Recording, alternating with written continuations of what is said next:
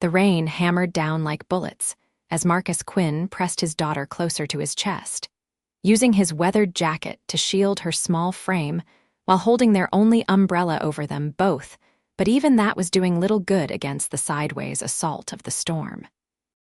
He was already soaked through to the bone, his work boots squelching with every hurried step as 7-year-old Emma clung to him, her tiny hands gripping his shirt.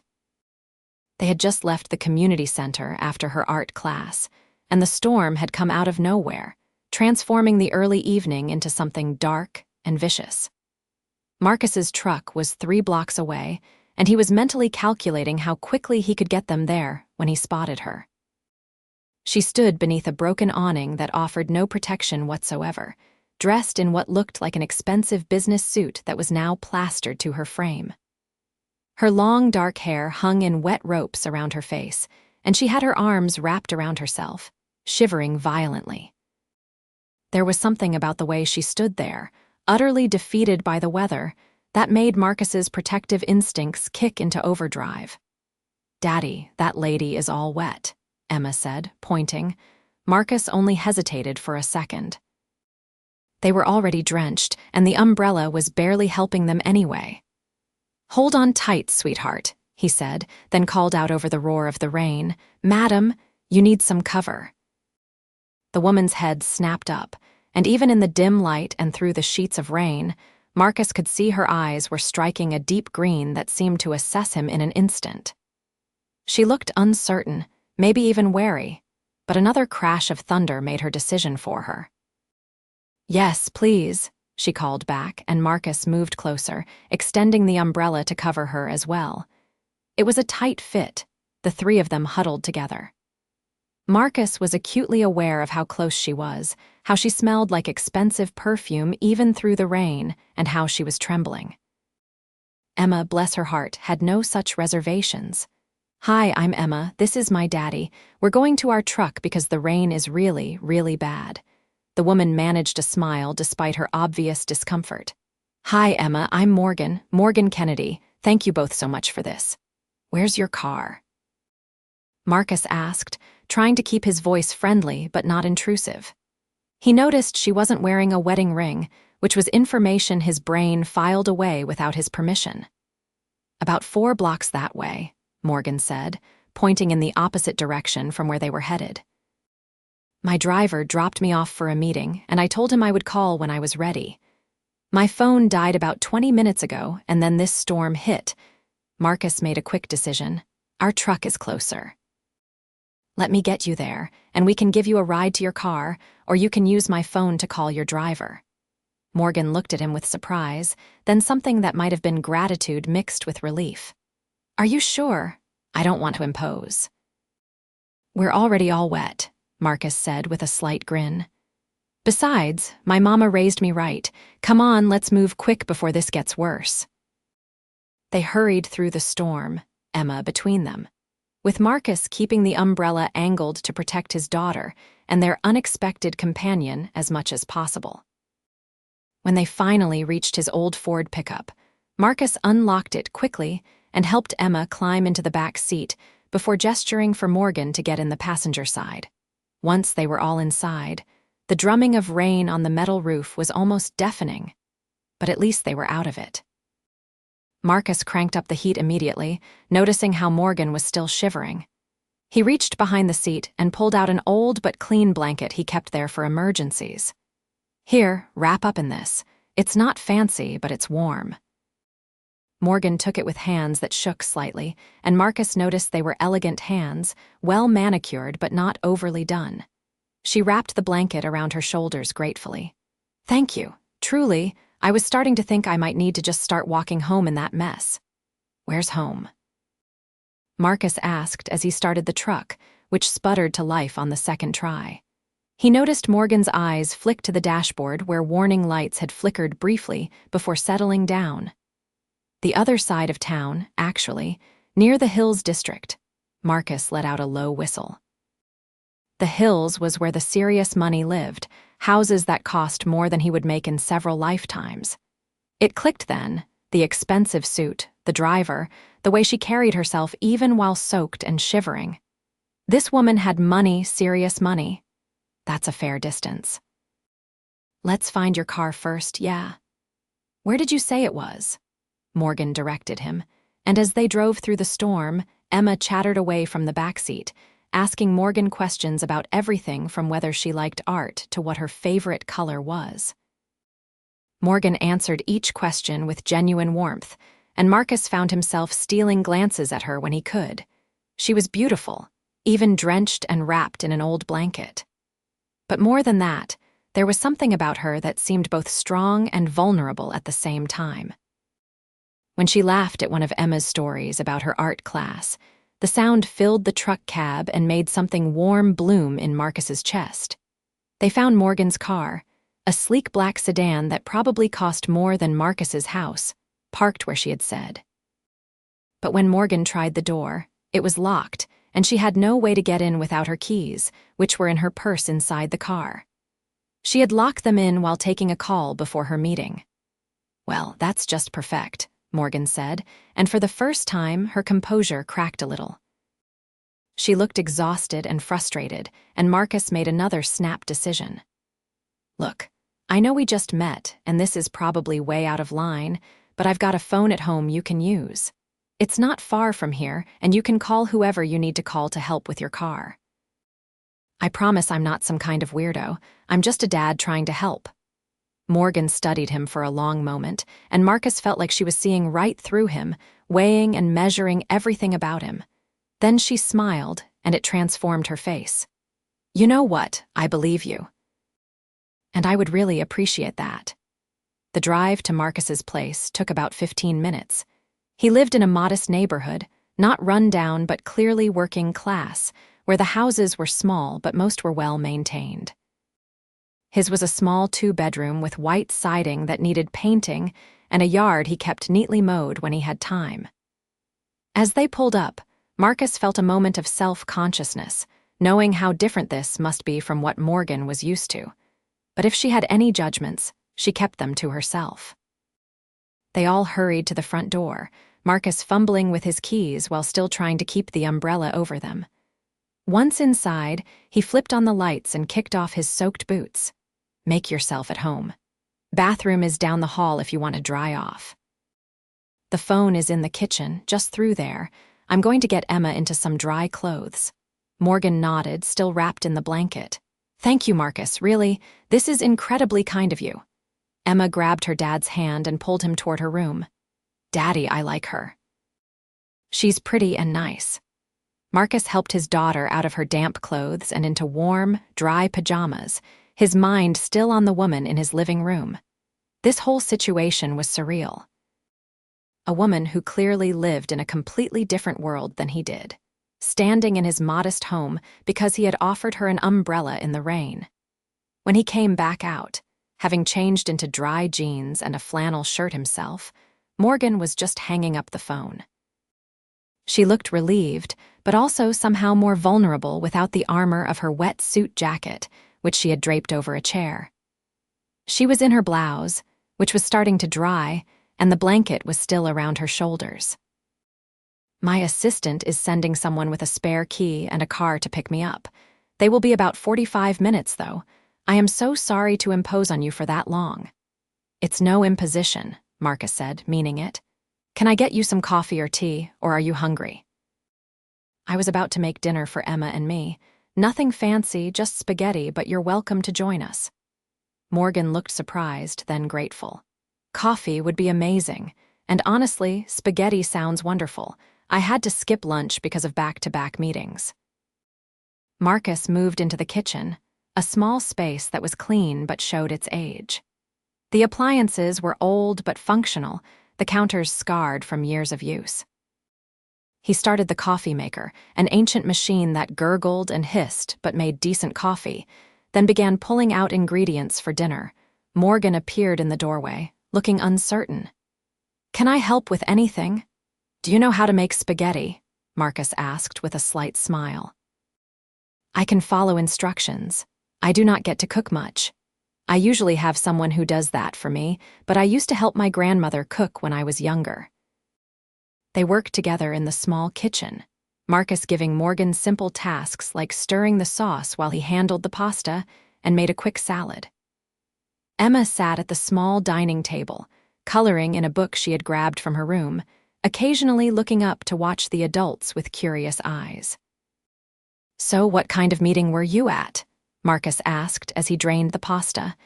"If you do not mind me asking," Morgan stirred the sauce thoughtfully. "I was meeting with community organizers about a project I am working on. I am trying to fund a new community center with after-school programs, arts, sports, that kind of thing. I grew up not having much, and programs like that made a huge difference for me. Now I am in a position to give back." Marcus looked at her with renewed interest. "That's really great."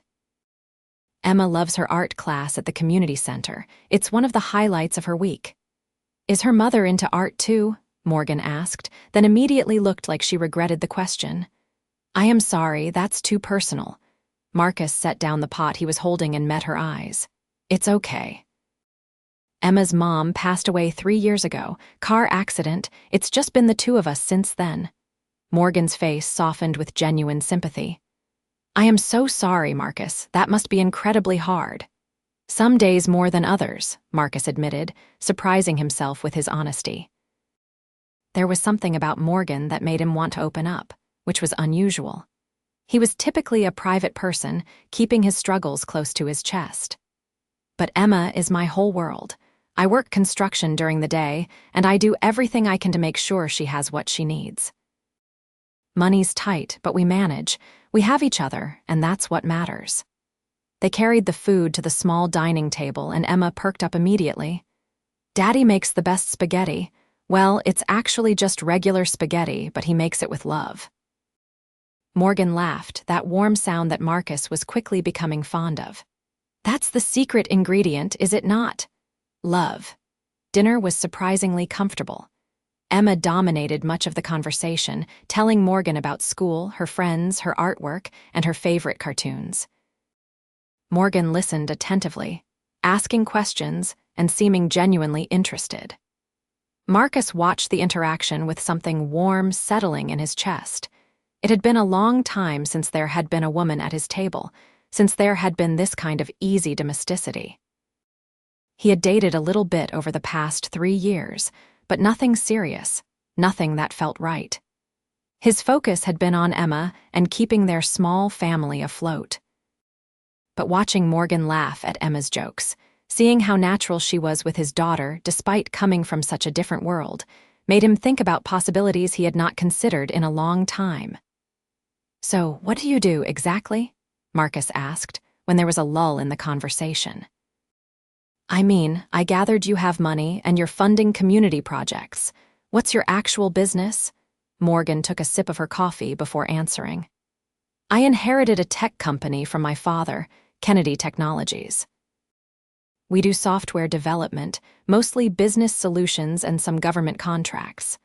I was not planning to take it over, honestly. I wanted to be a teacher. But when my father got sick, I stepped in, and after he passed, I found I had a knack for it. We have grown quite a bit over the past 5 years." Marcus nearly choked on his spaghetti. Kennedy Technologies was huge. He had seen their name on billboards and in the news. Morgan was not just wealthy, she was a billionaire. And she was sitting at his worn dining table, eating his basic spaghetti, wrapped in his old blanket, looking more at ease than she probably had any right to be. "You okay?" Morgan asked, concern in her eyes. "Yeah, just went down the wrong pipe," Marcus said, recovering. "That's impressive." Running a huge company and still finding time for community work. Morgan shrugged. "The company kind of runs itself at this point. I have excellent people. I try to focus my energy on things that matter, things that make a real difference. Money is just a tool. What matters is what you do with it and who you do it for." Before Marcus could respond, Emma piped up. "My daddy makes a difference. He helps build buildings so people have places to work, and he volunteers at my school sometimes to fix things. And he always helps people when they need it, like he helped you today." Marcus felt his face warm. "Emma, I am sure Morgan does not need to hear about all that." "Actually, I think it's wonderful," Morgan said, and when their eyes met across the table, Marcus felt something electric pass between them. The world needs more people who just help because it's the right thing to do, not because they expect something in return. They finished dinner, and Marcus insisted on Morgan staying seated while he and Emma cleared the dishes. Through the kitchen window, he could see the storm had finally broken, leaving behind a clear evening sky with the first stars beginning to show. He was almost sorry that Morgan's ride would be arriving soon. This strange, unexpected evening had been surprisingly wonderful. When he returned to the living room, Morgan was looking at a photo on the mantel, one of Emma as a baby with her mother. His late wife, Sarah, was smiling down at the camera, her face full of love and life. Marcus still kept photos of her around the house. Emma deserved to remember her mother, and he never wanted to pretend Sarah had not existed. "She was beautiful," Morgan said softly as Marcus joined her. "She was," Marcus agreed. "She would have liked you, I think. Sarah always appreciated people who were genuine, no matter where they came from or what they had."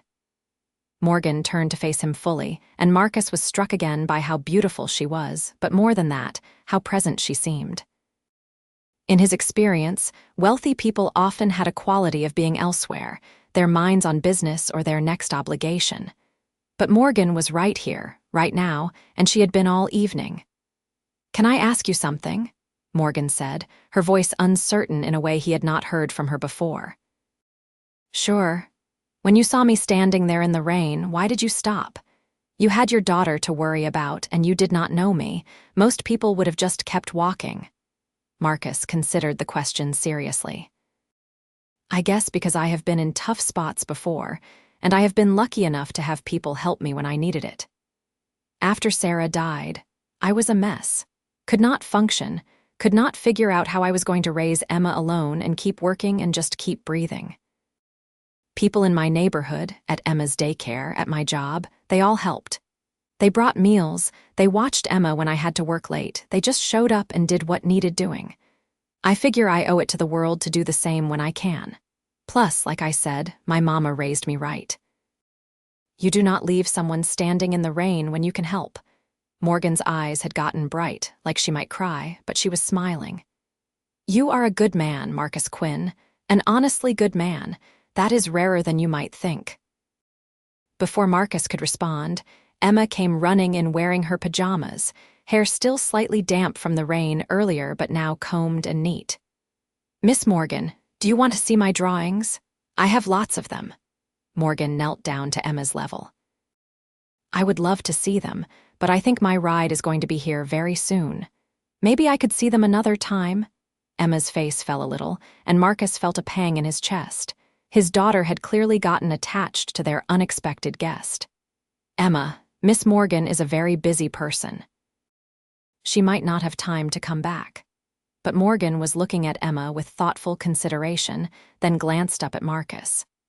"Actually, I would really like to come back if that would be okay with you both. Maybe I could take you both to dinner this weekend, as a thank you for rescuing me today."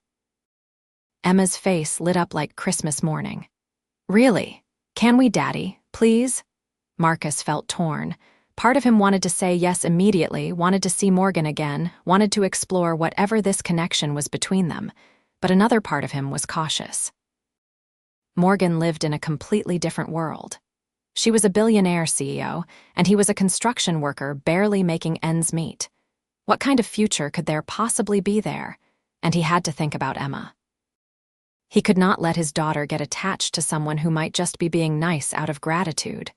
But when he looked at Morgan, he saw something in her eyes that looked like hope, maybe even loneliness.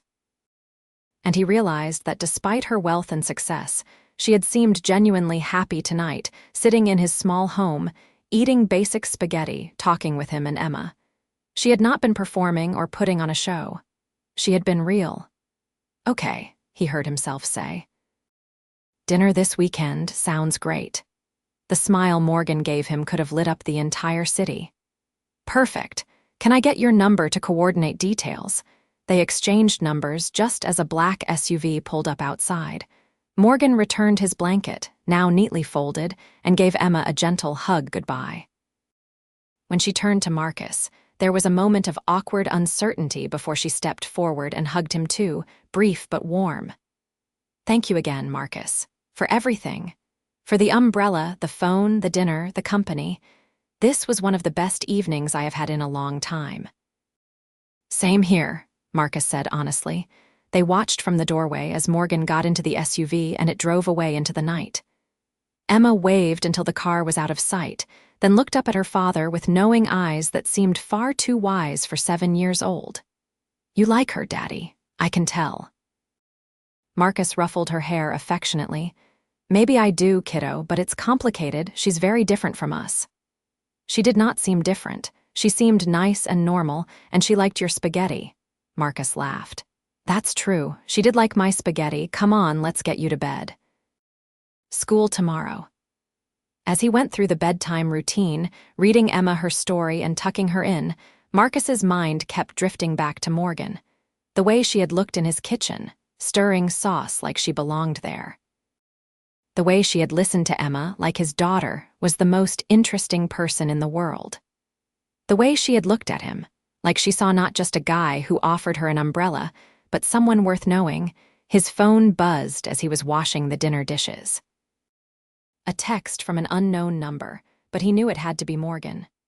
"Thank you again for tonight. I have not felt that relaxed or comfortable in a very long time. Looking forward to this weekend. Good night, Marcus."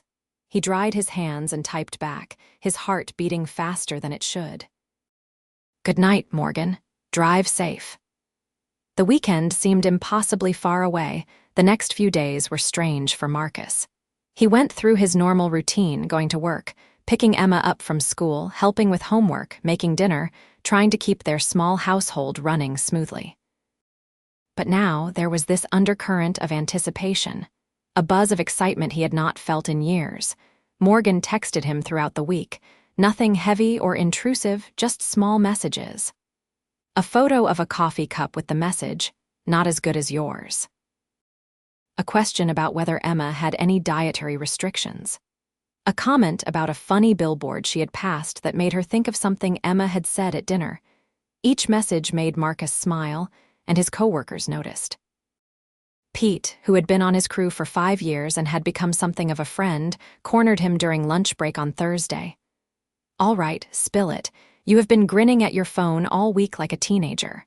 What's going on?" Marcus felt his face heat up. "Nothing, just I met someone." "It's probably nothing." Pete raised his eyebrows. "Met someone?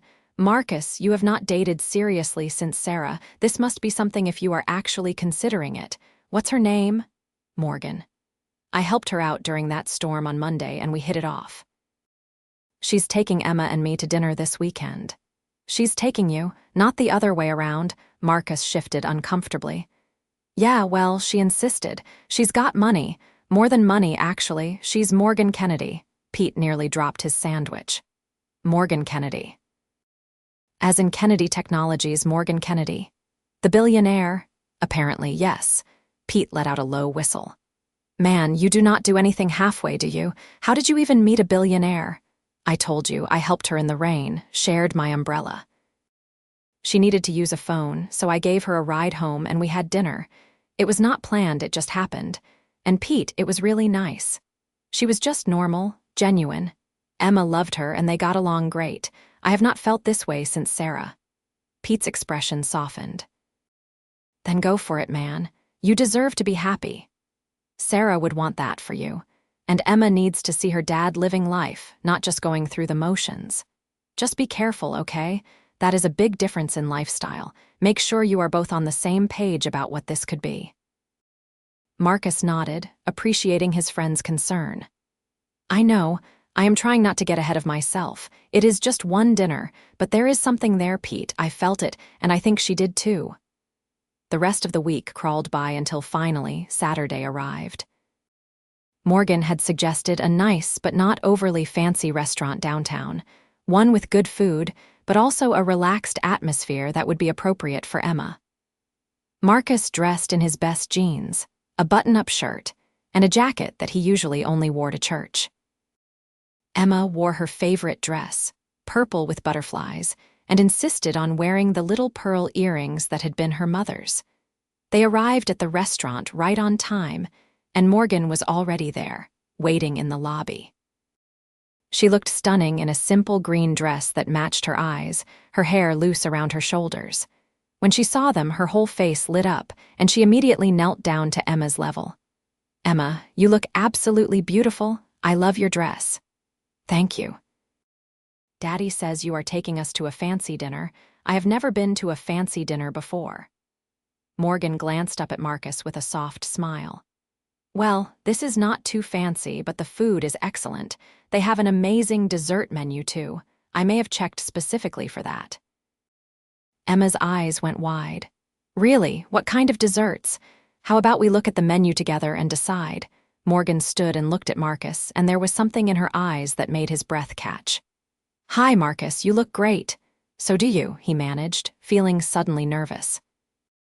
This was different from the spontaneous dinner at his house. This was intentional, planned, and it felt like it meant something. They were seated at a comfortable booth toward the back of the restaurant, which had warm lighting and a relaxed ambience despite the quality of the food. Emma sat between them, and Marcus was grateful for his daughter's presence, which helped ease some of the nervous tension he was feeling. Morgan was wonderful with Emma, asking about her week at school, what she was learning, what her favorite subjects were. Emma chattered away happily, telling Morgan about her reading class and the science experiment they had done with vinegar and baking soda. Morgan listened attentively, asking follow-up questions and sharing stories about when she was in school. "Did you really like school when you were little?" Emma asked, munching on the breadstick the waiter had brought. "I loved it," Morgan said. "Especially art and English. I liked science too, but I was not as good at math. I had to work really hard at that." "My daddy is really good at math. He helps me with my homework all the time, and he can do all the problems in his head." Morgan looked at Marcus with interest. "Is that so? Hidden talents, Mr. Quinn?" Marcus shrugged, feeling a bit self-conscious. "Numbers make sense to me, always have. Construction requires a lot of math, measurements, angles, load calculations. It's useful in my work." "Have you ever thought about going back to school, maybe getting an engineering degree? You clearly have the aptitude." It was a reasonable question, but Marcus felt a familiar tightness in his chest. "I went to community college for a bit after high school, but then Sarah got pregnant with Emma, and we needed money coming in, not going out. After Sarah died, there was no way I could go back. Emma needed me present, not buried in schoolwork and trying to balance that with full-time work. Maybe someday, but not right now." Morgan reached across the table and touched his hand briefly, a gesture of understanding. "That makes sense. Emma is lucky to have a dad who prioritizes her like you do."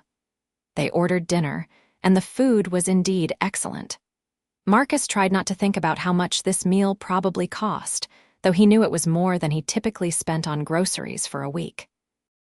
Morgan insisted on ordering appetizers and made sure Emma got exactly what she wanted, even though it was not on the kids' menu.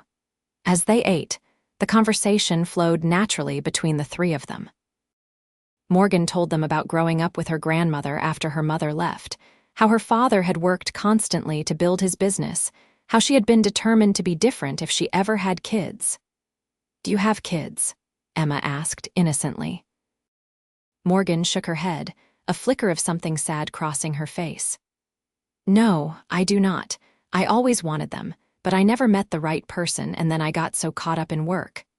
My life became about board meetings and quarterly reports and investor calls. I have not exactly made space for a family." "It is not too late," Marcus said quietly. "You are not that old."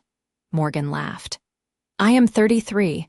Sometimes that feels ancient in my world, where everyone expects you to have your entire life figured out by 25. "I am 35, and I feel like I am still figuring things out," Marcus said. "Sarah and I thought we had it all planned. We were going to have more kids, buy a bigger house eventually, grow old together. Life had other ideas. You cannot plan everything." "No, you cannot," Morgan agreed, and when their eyes met, Marcus felt that electric connection again, stronger this time. Emma chose chocolate lava cake for dessert, which arrived with a sparkler in it, making her absolutely delighted. Morgan had ordered crème brûlée, and Marcus got the apple pie. Without asking, Morgan scooped up a spoonful of her dessert and held it out to Marcus. "Try this. It is incredible." There was something intimate about the gesture, about accepting food from her spoon, but Marcus did it, and the dessert was amazing. "That is really good. Want to try the pie?" They shared bites of their desserts while Emma worked steadily through her cake, chocolate smeared on her cheek, looking happier than Marcus had seen her in a while. He realized that he was happy too, genuinely happy, in a way that went beyond contentment or just getting through the day. He was enjoying himself, enjoying Morgan's company, enjoying this feeling of possibility. After dinner, as they walked out to the parking lot, Emma was between them, holding both their hands and swinging slightly. Morgan's car, driven by her driver tonight, was parked near the entrance. Marcus's truck was farther back. "Thank you for tonight," Morgan said as they reached her car. "I had a wonderful time." "So did we," Marcus said. "Thank you for dinner. You did not have to do that." "I wanted to. Actually, I was wondering, are you both free tomorrow?"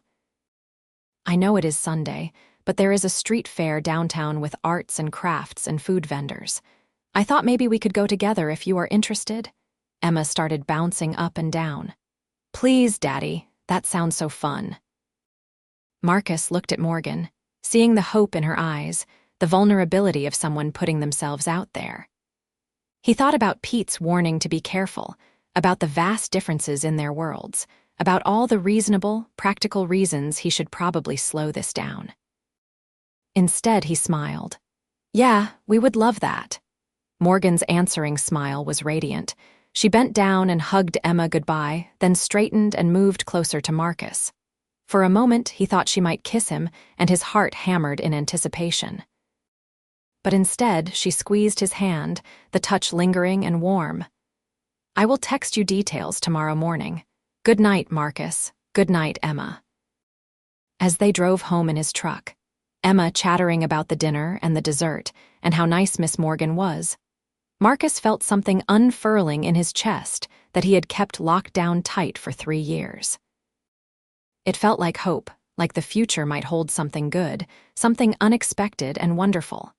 That night, after Emma was asleep, Marcus sat in his living room with a beer he barely touched, thinking about everything. His phone buzzed with a text from Morgan. "I cannot stop smiling. Tonight was perfect. Thank you for giving me a chance." He typed back, "Thank you for seeing past the differences to what could be. I have not felt this way in a long time. It is scary but good." "It is scary for me too, but I think the good things often are. See you tomorrow."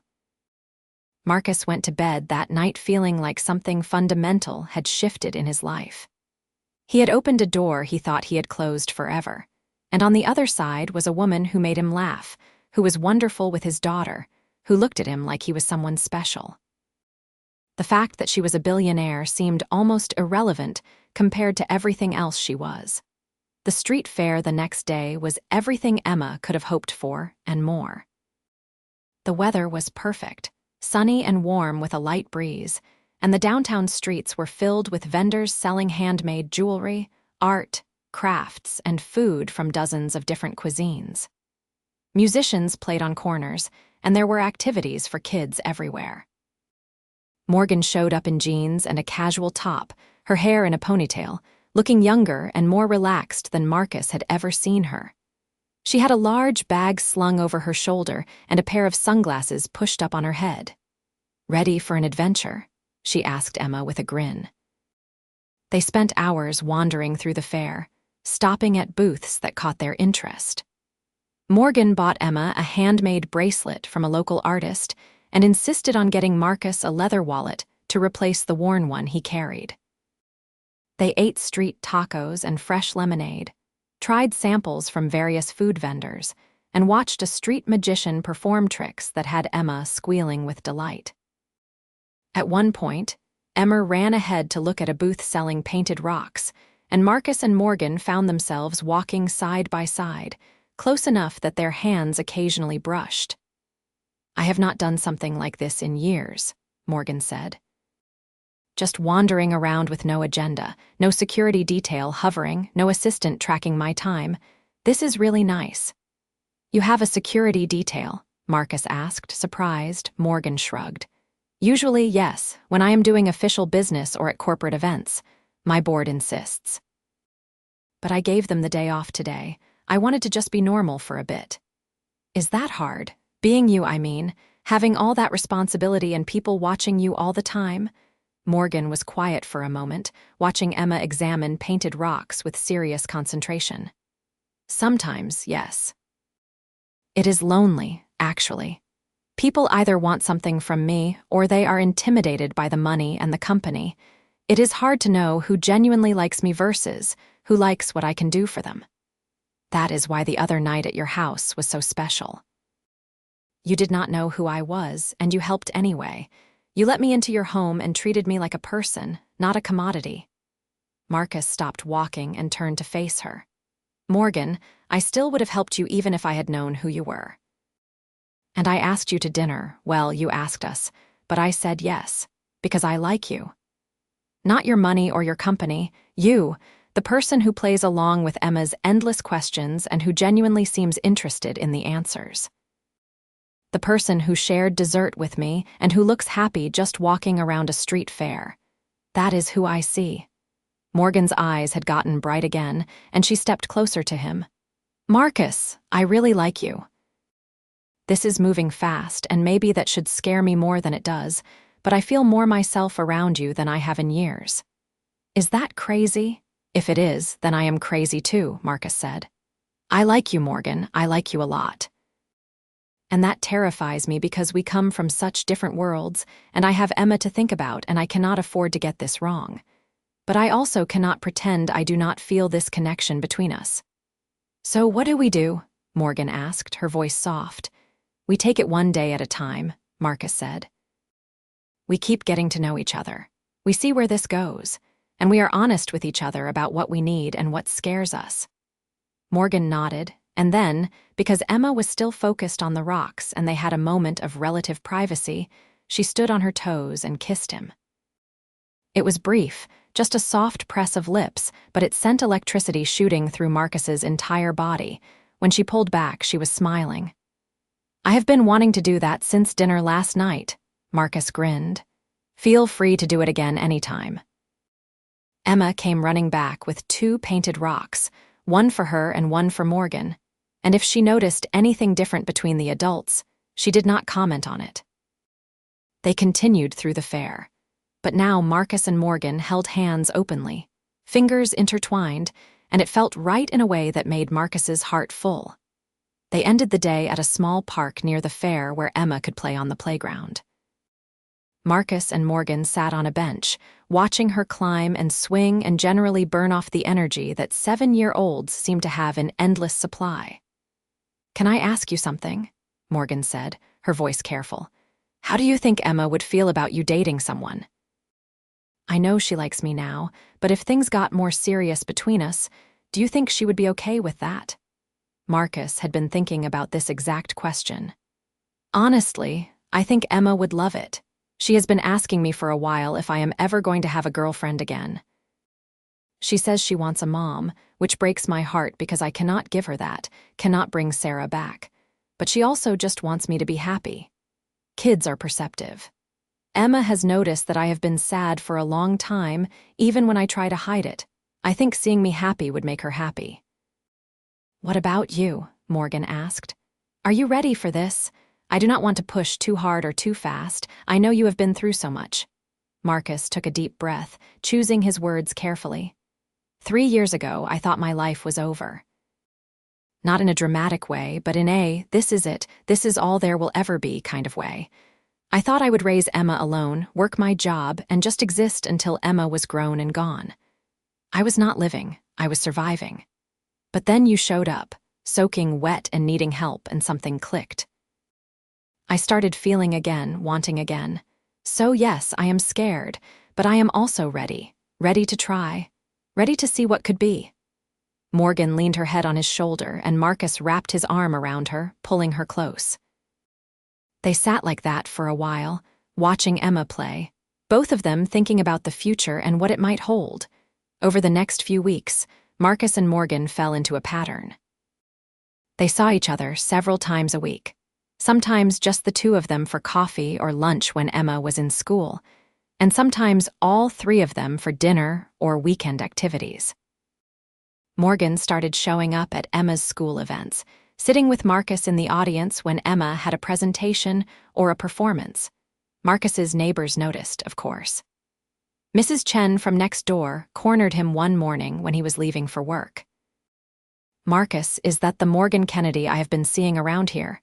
The one from the news?" Marcus nodded, feeling both proud and defensive. "Yes, madam, we are dating," Mrs. Chen beamed. "Good for you. She seems lovely, and little Emma adores her, I can tell. You deserve happiness, Marcus." Do not let anyone tell you different. But not everyone was as supportive. Marcus's sister, Rachel, called him one evening, having heard through the family grapevine about his new relationship. "Marcus, are you insane? She is a billionaire. What do you think is going to happen here? She is going to get bored of playing house with you and Emma and move on to someone in her own league. You are setting yourself up for heartbreak, and worse, you are setting Emma up for it." Her words stung because they echoed some of his own fears. "Rachel, I know it looks strange from the outside, but Morgan is not like that. She is genuine. She cares about us." "Marcus, I love you, but you are being naive. People like her do not end up with people like us. There is a reason for that. The differences are too big." After he hung up, Marcus sat in the quiet of his living room, Emma asleep in her room, and let himself really think about Rachel's concerns. Was he being naive? Was he setting himself and Emma up for inevitable heartbreak? Morgan's world was so different from his. She had houses and money and power beyond what he could even imagine. What did he really have to offer her? His phone buzzed with a text from Morgan. "Thinking about you. Hope you had a good day." He stared at the message for a long moment before typing back, "Can we talk? I mean, really talk." "Of course. Want me to come over?" 20 minutes later, Morgan was at his door. She must have rushed over because she was still in her business clothes from work, though she had kicked off her heels and was in her stocking feet. Marcus ushered her in, and they sat on his couch, angled toward each other. "What is wrong?" Morgan asked, concern evident in her eyes. "You sounded worried." Marcus ran his hand through his hair, a nervous gesture. "I talked to my sister today. She expressed concerns about us, about the differences between our lives. And Morgan, as much as I hate to admit it, some of what she said got to me. Not because I do not believe in us, but because I worry about what happens when the novelty wears off. When you remember that I am just a construction worker living in a small house who can barely afford to take you to a decent restaurant. What do I really have to offer you?" Morgan's expression shifted from concern to something fiercer. "Marcus Quinn, do you really think so little of yourself? Do you honestly believe that the value you bring to my life is measured in money or status?" "I am just being realistic, Morgan. We come from different worlds." "You are right, we do," Morgan said, her voice passionate. "I come from a world of board meetings and stock options and people who smile to my face while plotting behind my back. I come from a world where every relationship is transactional, where people measure each other by their portfolios and their connections. I come from a world that is exhausting and lonely and often feels meaningless. And then I met you." She moved closer, taking his hands in hers. "Marcus, you gave me your umbrella in the rain. You invited a stranger into your home and fed her spaghetti. You showed me what it means to be genuine, to be kind without expecting anything in return. You work hard every day to provide for your daughter, and you do it with grace and without complaint. You make me laugh. You make me feel safe. You make me feel like myself. Do you know how rare that is?" "How valuable." Marcus felt his throat tighten with emotion. "I just do not want you to wake up one day and realize you could have anyone, someone who fits better in your world." "I do not want anyone else," Morgan said firmly. "I want you." "Yes, we have differences, and yes, we will have to figure things out." But Marcus, I have dated men with all the money and status in the world, and not one of them made me feel the way you do. Not one of them looked at me like I was precious. Not one of them cared about what mattered to me beyond the surface. You do. That is worth more than anything else. Marcus pulled her into a hug, holding her tight, feeling the truth of her words settle into his bones. I am sorry. I should not have doubted us. I just got in my head. It is okay to have doubts, Morgan murmured against his chest. I have them too sometimes, but we talk about them like we are doing now. That is how we make this work. They stayed like that for a while, just holding each other, before Morgan pulled back with a slight smile. Besides, if you think I am going to give up your spaghetti and Emma's hugs and the way you look at me like I hung the moon, you are out of your mind. Marcus laughed, the tension finally breaking. I do not look at you like you hung the moon. You absolutely do, and I love it. They kissed then, deeper than before, with the weight of their conversation and their feelings behind it. When they finally pulled apart, both breathing harder, Marcus rested his forehead against hers. I am falling in love with you, Morgan Kennedy. Morgan's breath caught. I am falling in love with you too, Marcus Quinn, and that terrifies me and thrills me in equal measure. Same here. The next challenge came from an unexpected direction. Morgan's assistant called Marcus one afternoon while he was on a job site. His number was apparently now in Morgan's emergency contact list, which Marcus found both touching and slightly intimidating. Mr. Quinn, this is Jennifer, Miss Kennedy's assistant. I apologize for calling you directly, but we have a situation. Miss Kennedy's mother has shown up at the office making demands to see her. Miss Kennedy is quite upset, and I thought you should know. Marcus had heard Morgan mention her mother only once, and it had not been positive. Apparently, her mother had left when Morgan was 10, choosing a new wealthy husband over her daughter and struggling husband. She had rarely been in contact over the years. I will be right there, Marcus said, already signaling to Pete that he needed to leave. He made it to the imposing Kennedy Technologies building in 20 minutes, still in his dusty work clothes and boots. The lobby alone was intimidating, all glass and steel and modern art, but Marcus walked in with purpose. Jennifer must have alerted security because they let him through immediately, directing him to Morgan's executive floor. He found Morgan in her office, which had floor-to-ceiling windows overlooking the city. She was standing with her arms crossed, facing an elegant woman in her late 50s who bore a resemblance to Morgan but with harder edges. I am her mother. I have a right to see her, the woman was saying as Marcus walked in, Morgan's face transformed with relief when she saw him. Marcus. The older woman turned, her expression shifting to confusion and then poorly concealed disdain as she took in his work clothes. Who is this? This is Marcus, my boyfriend, Morgan said, moving to his side and taking his hand. Marcus, this is Patricia, my mother. Patricia's eyebrows rose. Your boyfriend? Morgan, really? I came here hoping to reconnect, and I find you slumming with a tradesman. Marcus felt Morgan's hand tighten on his, and he squeezed back reassuringly. Before he could say anything, Morgan stepped forward, her voice cold and hard in a way Marcus had never heard. You do not get to walk in here after 15 years of minimal contact and judge my choices. You do not get to insult the man I love. And you certainly do not get to claim any motherly rights when you abandoned those when I was 10 years old. I made a mistake, Patricia said, though her tone suggested she thought no such thing. I was young, and your father was always working. I wanted a chance at happiness. And you could not find that with your daughter, Morgan's voice cracked slightly. You know what? It does not matter. I am not here to rehash old wounds. What do you want, Patricia? Because I am guessing this is not about reconnecting. Patricia had the grace to look slightly ashamed. My current husband has left me. I have some expenses, and I thought perhaps you could help your mother. There it is, Morgan said bitterly. You want money. That is the only reason you are here. Marcus watched the exchange, his heart breaking for Morgan.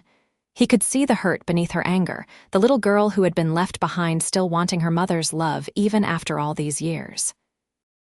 "I am sorry," Patricia said, though it did not sound sincere. "I know I was not the mother you deserved, but I am still your mother and I need help." Morgan walked to her desk, wrote out a check, and handed it to Patricia. "This is more than generous. Take it and leave. Do not come back. Do not contact me again unless you are genuinely interested in a relationship, not a transaction. I have spent my whole life being used for what I can provide. I will not accept it from you." Patricia took the check, glanced at the amount, and had the decency to look uncomfortable. "Thank you, Morgan. I hope someday you can forgive me." "I hope someday I can too," Morgan said quietly, "but that day is not today." After Patricia left, Morgan collapsed into Marcus's arms, trembling but not crying. "Thank you for coming. I did not know who else to call." "I will always come when you need me," Marcus said, holding her close. "Always." They stood like that for a long time before Morgan pulled back, wiping at her eyes. "I am sorry you had to see that. My family dysfunction on full display." "Morgan, everyone has family issues." "Believe me, mine is not perfect either. What matters is how you handle it, and you handled it with strength and grace." "I just wanted her to want me," Morgan whispered. "Not my money, just me. Is that too much to ask?" "No, it is not," Marcus said firmly. "And for what it is worth, I want you. Just you. Everything else is secondary." Morgan kissed him then, desperate and grateful, and Marcus poured everything he felt into kissing her back. When they finally separated, Morgan rested her head on his chest. "I love you, Marcus. I really, truly love you." "I love you too," Marcus said, and meant it with everything in him.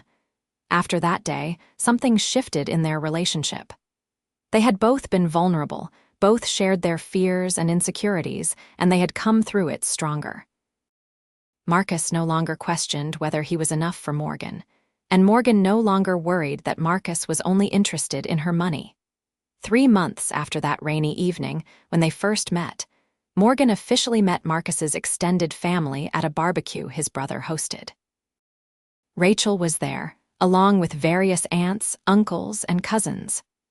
Marcus had been nervous about it, unsure how his family would react to Morgan, but he should not have worried.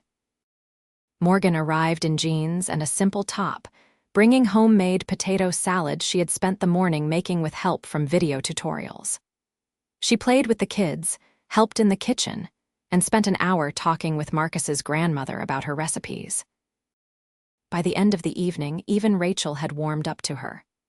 "Okay, I was wrong," Rachel admitted to Marcus as they stood by the grill. "She is wonderful, and more importantly, you are happy. I have not seen you this happy since before Sarah died. I am sorry I doubted." "It is okay," Marcus said. "I had doubts too, but she is the real deal, Rachel. I think I am going to marry her." Rachel's eyes went wide. "Seriously? Marcus, that is amazing." Marcus nodded, the decision solidifying as he said it out loud. "I need to find the right ring and the right moment, but yeah. I want her in my life permanently. I want Emma to have her as a stable presence. I want to build a future with her." Finding the ring was easier said than done. Marcus had savings, but they were earmarked for Emma's future and emergencies. He could not afford the kind of ring Morgan probably expected with her wealth and status. But when he mentioned this concern to Pete, his friend just shook his head. "Marcus, if she is the woman you say she is, the ring does not matter. It is the commitment behind it. Get her something that means something, not something that costs the most." Marcus spent weeks looking before he found it at a small antique shop. It was a simple gold band with a small emerald surrounded by tiny diamonds. The emerald matched Morgan's eyes, and there was something timeless about it that felt right. The shopkeeper told him it was from the 1940s, a ring that had been worn by a woman who had been married for 60 years before she passed. "It is a ring that knows what real love looks like," the shopkeeper said with a smile. Marcus bought it, using a chunk of his savings but feeling right about it. The proposal itself happened on an ordinary Saturday. Morgan had started spending most weekends at Marcus's house, and they had fallen into a comfortable routine. This particular morning, Emma was at a birthday party, giving Marcus and Morgan a rare few hours alone. They were in the kitchen, Morgan making pancakes while Marcus cleaned up from breakfast prep, when he realized this was the moment. Not at a fancy restaurant or some elaborate planned event, but here, in the small kitchen of his modest home, doing something completely normal and domestic. "Morgan," he said, and something in his tone made her turn from the stove, spatula in hand. Marcus pulled the ring box from his pocket, where he had been carrying it for days waiting for the right moment, and dropped to one knee. "Marcus, what are you?" Morgan's hand flew to her mouth, eyes going wide. "Morgan Kennedy, you walked into my life soaking wet and needing help, and you have been turning my world upside down ever since. You have made me believe in love again, in happiness, in the future. You have been wonderful with Emma, patient with me, and you have never once made me feel less than because of our differences. You make me want to be better, do better, live better. Will you marry me?" Morgan set down the spatula with shaking hands and knelt down so they were level. Tears were streaming down her face, but she was smiling. "Yes, yes, absolutely yes. Marcus, I never thought I would find you. I was so busy building a company and a career that I forgot to build a life. You showed me what really matters. Yes, I will marry you." Marcus slipped the ring on her finger, and it fit perfectly. They kissed there on the kitchen floor, the pancakes forgotten on the stove until the smoke alarm went off, and they both scrambled up, laughing and crying and deliriously happy.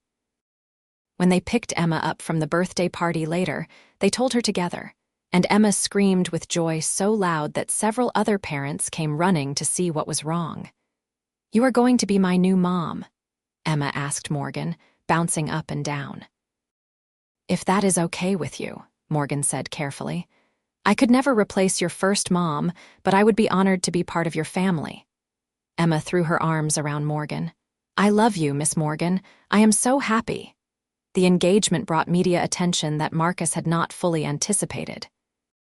When Morgan announced it on her company's social media, the story of the construction worker and the billionaire CEO captured public imagination. There were think pieces about class differences and modern romance, interviews requested, and photographers showing up at Marcus's house. It was overwhelming, and Marcus struggled with the sudden intrusion into his private life. But Morgan handled it with grace, releasing a single statement that she was marrying the man she loved, and that was all that needed to be said. She hired security for their home until the media frenzy died down and made sure Emma was protected from the worst of it. Planning the wedding was interesting. Morgan wanted something simple and meaningful, not the society spectacle her position might have demanded. They decided on a small ceremony at a local garden, just close family and friends, with a reception at Marcus's favorite restaurant, the one where they had their first official date. "Are you sure?" Marcus asked when Morgan showed him the plans. "You could have something really grand, something that fits who you are." "This fits who we are," Morgan corrected. "Marcus, I have been to 100 fancy weddings. They are beautiful but often feel hollow. I want something real, something that celebrates us. That is this." They were married on a sunny Saturday in early fall, with Emma as the flower girl and Pete as Marcus's best man. Morgan's assistant, Jennifer, stood as her maid of honor, having become a good friend over the years. The ceremony was short but heartfelt, and when Marcus saw Morgan walking toward him in a simple cream-colored dress, his eyes filled with tears. She was the most beautiful thing he had ever seen, and she was choosing him, choosing this life, choosing their future together. The vows they exchanged were personal and from the heart. Marcus promised to always share his umbrella, to always make her spaghetti when she needed comfort, to love her as fiercely on the hard days as on the good ones.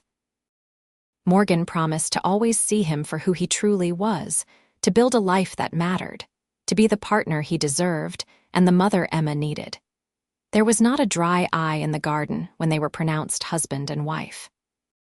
The reception was everything they wanted, full of laughter and good food and dancing. Marcus's grandmother danced with Morgan's former teacher who had come to support her. Emma danced with anyone who would spin her around. and Marcus and Morgan held each other on the dance floor, lost in their own world. "I love you, Mrs. Quinn," Marcus whispered. "I love you too, Mr. Kennedy Quinn," Morgan said with a grin.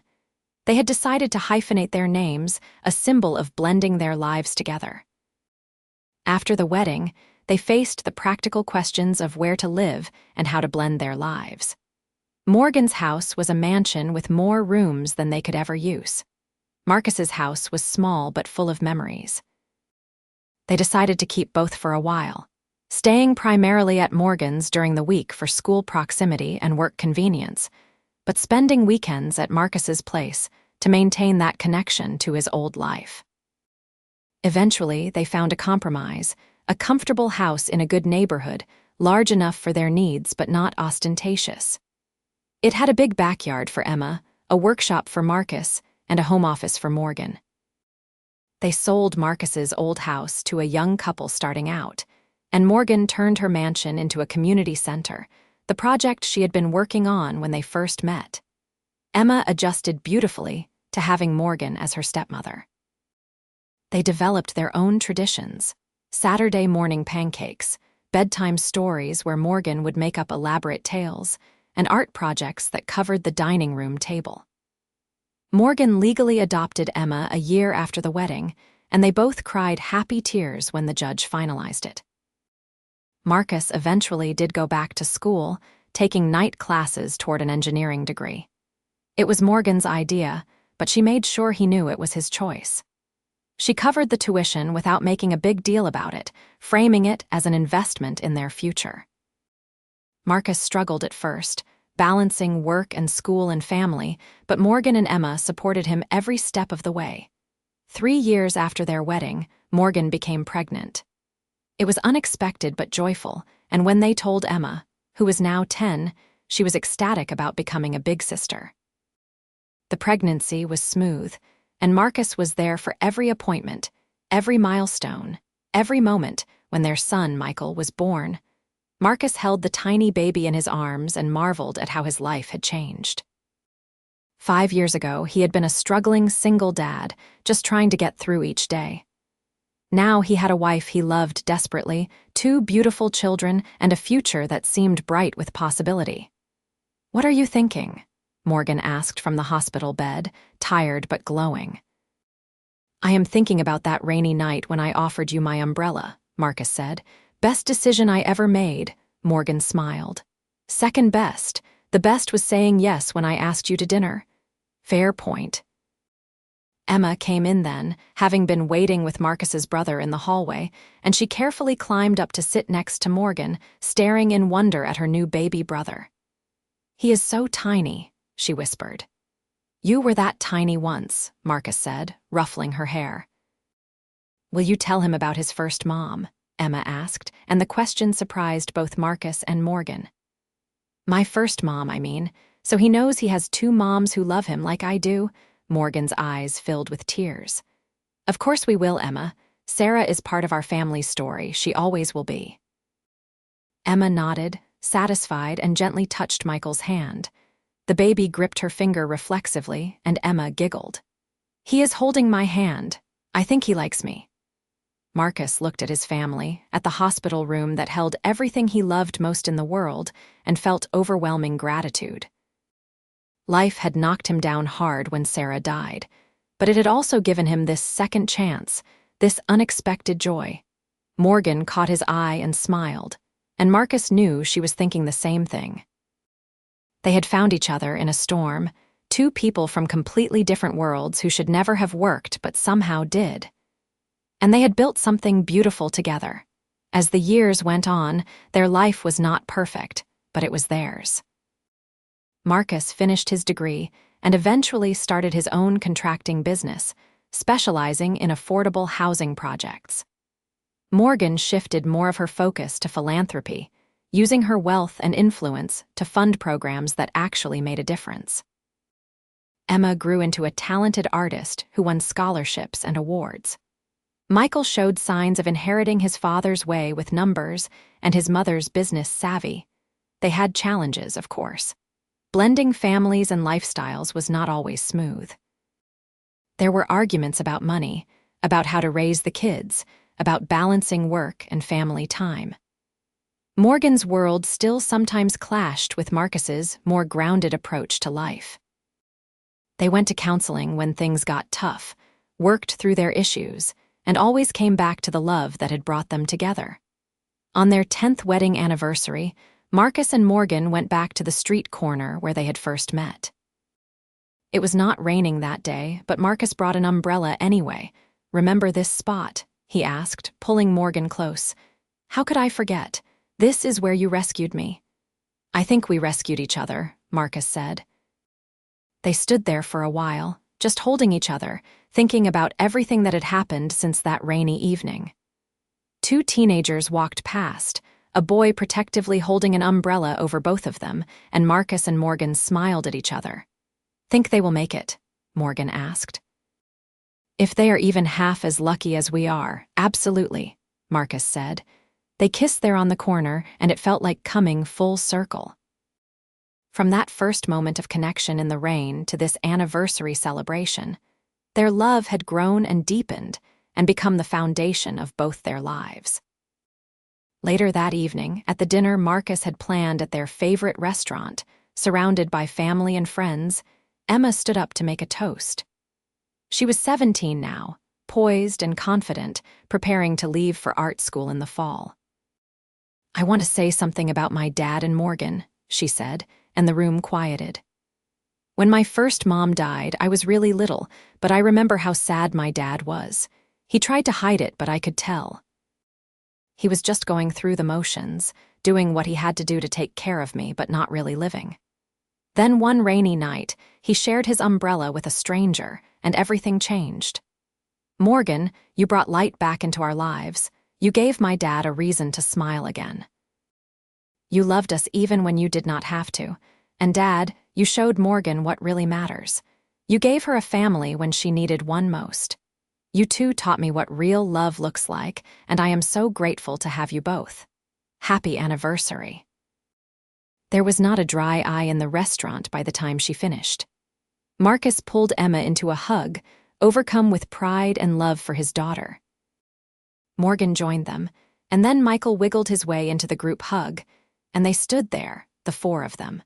A family built from loss and rain, and an umbrella shared without expectation of return. That night, as they lay in bed, Morgan traced patterns on Marcus's chest, both of them too content to sleep just yet. "Do you ever think about how different things could have been?" Morgan asked. "If it had not been raining that day, if you had not stopped, if I had not said yes to dinner?" "Sometimes," Marcus admitted, "but I try not to dwell on it. I prefer to focus on how things are." "And how are things?" Marcus turned to face her fully, looking into those green eyes he had fallen in love with a decade ago.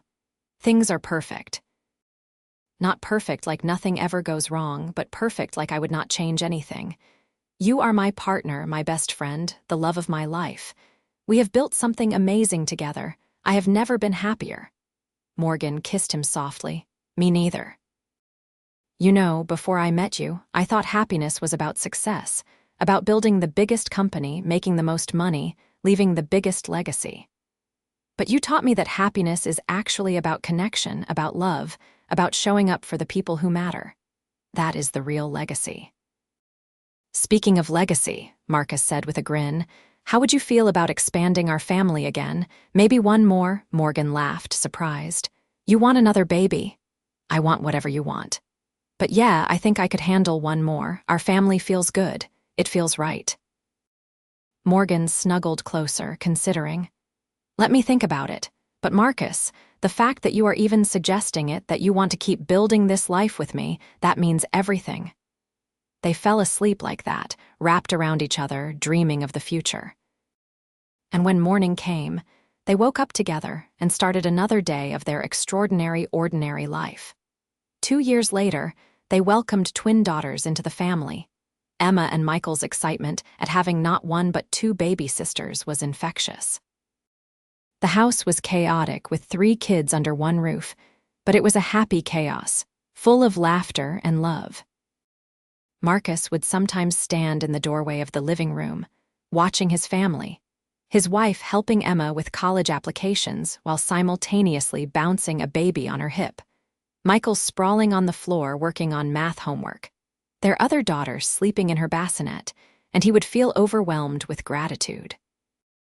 This life, this beautiful, complicated, wonderful life, had started with a simple act of kindness on a rainy street corner. He had shared his umbrella without expecting anything in return, and the universe had given him everything. Morgan would catch him watching them with that look on his face, and she would smile, understanding exactly what he was feeling because she felt it too. They had found each other against all odds, bridged their differences, and built something that would last. Years later, when Emma got married and Marcus walked her down the aisle, Morgan sitting in the front row with their younger children, he thought about legacies again. The construction projects he had built would eventually crumble. The company Morgan had grown would eventually change hands. But this family they had created, these children they were raising with love and intention, the example they were setting about what real partnership looked like, that would echo through generations. At the reception, Marcus and Morgan danced together, older now but no less in love. "Remember when you proposed to me in our kitchen?" Morgan asked. "Best pancakes we never ate," Marcus said with a grin. I knew in that moment, kneeling on that kitchen floor, that everything I had been through, all the loneliness and struggle and searching, it had all been leading me to you. To this, I would do it all again just to end up here. "Me too," Marcus said, pulling her closer. Every single moment. The song changed and Emma came over, gently tapping her dad's shoulder. "May I cut in? I want to dance with my dad." Marcus released Morgan with a kiss and took Emma's hands, leading her in a waltz. She was crying happy tears, and he brushed them away gently. "I am so proud of you, Em. Your mom, your first mom, she would be proud too. And Morgan, well, you know how she feels. You have two moms who love you beyond measure. I am so lucky, Dad, to have you, to have them both in different ways, to have this family, and it is all because you shared your umbrella." Marcus laughed. "Well, when you put it like that, sounds like a pretty good return on investment." They danced together, father and daughter, surrounded by family and friends and love. And across the room, Morgan watched them with Michael and the twins beside her, her heart full to bursting. This was what mattered. Not the money or the success or the accolades. This right here, this moment, this family, this love. This was everything, and it had all started with an umbrella, a rainy evening, and a struggling dad who saw someone who needed help and simply offered it without hesitation. Sometimes, Morgan thought, the biggest moments in life come disguised as small, simple gestures. A shared umbrella, an invitation to dinner, a choice to see past differences and walls and fear. And sometimes, if you are very lucky, those small moments bloom into something extraordinary, something that changes everything, something that lasts forever. As the evening wound down and they drove home together, the whole family piled into their car.